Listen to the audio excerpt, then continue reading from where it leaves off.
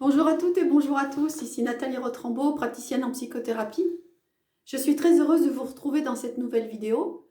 Et avant de commencer notre sujet du jour, la confiance, je vais vous signaler deux choses. La première, c'est que vous allez voir mon regard qui va se baisser parce que j'ai pris quelques notes, parce que je veux vraiment vous apporter un maximum de valeur.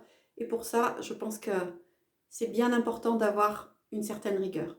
La deuxième chose, c'est que en fin de vidéo, je vais vous révéler les trois coffres au trésor dans lesquels se trouve la confiance. Et à la toute fin de la vidéo, je vais vous donner trois questions que vous pouvez vous poser qui vont véritablement vous aider à booster la confiance en vous. Allez, c'est parti. La première chose que vous pouvez faire, c'est vous demander le champ d'action que vous avez. Je m'explique. Est-ce que vous savez faire la différence entre ce qui est en votre pouvoir ou pas? Ça veut dire quoi? Ça veut dire qu'en tant qu'être humain, en tant qu'individu, on a, si vous voulez, un champ d'action, un champ d'influence.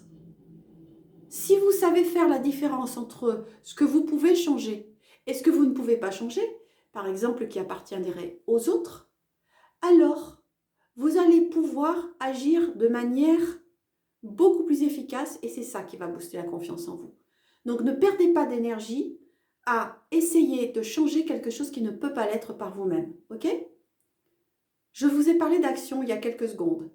Agir, quand vous connaissez les champs sur lesquels vous pouvez agir c'est très important parce que c'est ça qui va vous aider à bonifier votre confiance en vous. À partir du moment où vous commencez à faire un petit pas, alors vous allez vous sentir fier de vous parce que vous allez sentir que vous avez fait de votre mieux et votre mieux va aller en grandissant, en croissant.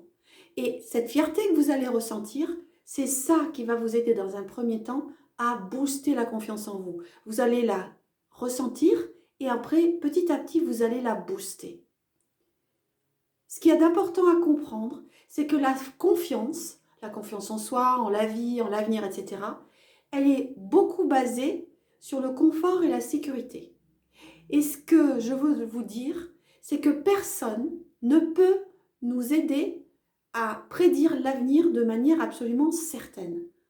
Certes, nous les scientifiques, nous les humains plutôt, dans lesquels la communauté scientifique œuvre, on aimerait bien pouvoir mettre le monde en équation pour pouvoir vraiment contrôler tout point par point.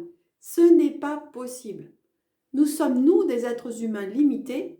Difficile pour des êtres humains limités d'envisager l'illimité, puisque l'avenir, c'est quelque chose qui est vraiment très extensible. Donc, l'important, c'est de comprendre que nous n'aurons jamais 100% de sécurité et 100% de confort. Et en comprenant ça, on peut déjà commencer à travailler sur la confiance en soi. Je vais vous donner un exemple que vous connaissez tous, c'est la Covid.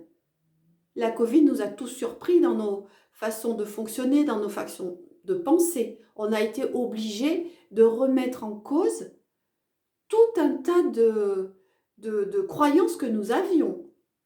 Et ça, c'est important. Pourquoi?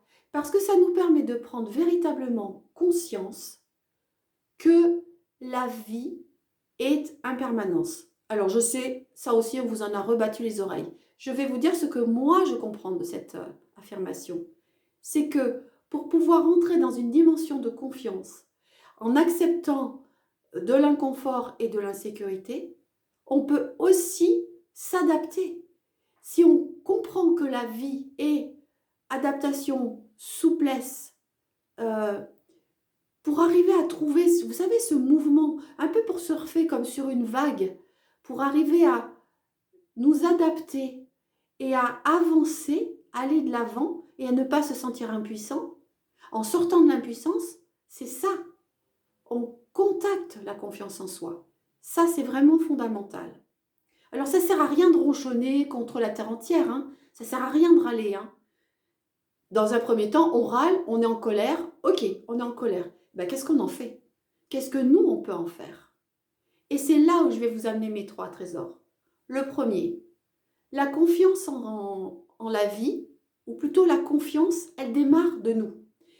La confiance démarre de nous, ça veut dire que si nous n'avons pas suffisamment confiance en nous, nous avons pris conscience qu'il y a quelque chose que nous avons à travailler à l'intérieur de nous. Bien sûr que ça demande des efforts, ça demande de l'investissement en temps, en argent, tout ce que vous voulez. N'empêche que ça commence par nous. Et en prenant conscience que cette confiance, le ferment, c'est en nous, ça, c'est super puissant.